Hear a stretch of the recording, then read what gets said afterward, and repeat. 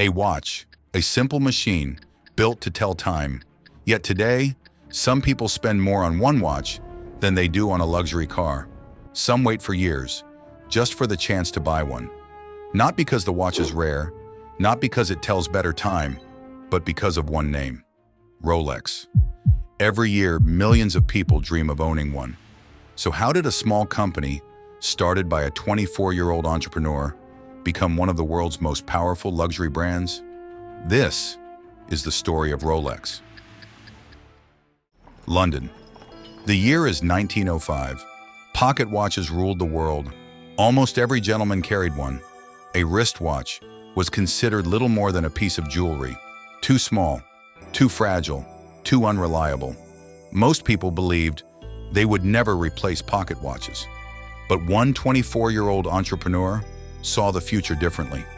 His name was Hans Wilsdorf.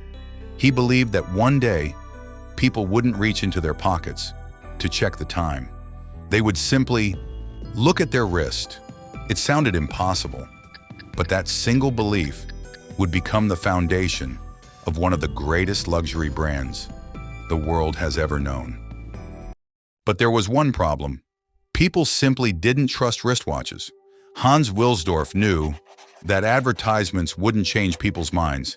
He needed proof. So in 1926, Rolex introduced something revolutionary: the Rolex Oyster, one of the world's first truly waterproof wristwatches. But the real breakthrough came a year later.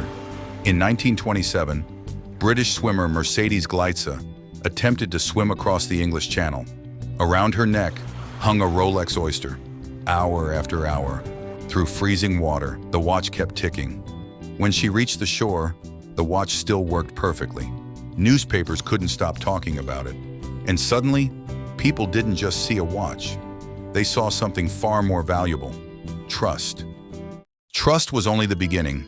Rolex had built an incredible product, but Hans Wilsdorf understood that great products alone don't build legendary brands. People don't just buy quality, they buy stories, they buy identity. So Rolex made a decision that would change luxury marketing forever.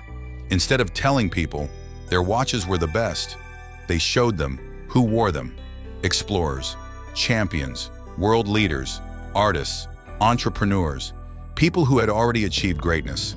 The message was simple: if the world's most remarkable people trusted Rolex, maybe you should too. Over time, owning a Rolex became more than owning a watch. It became a symbol that you had made it.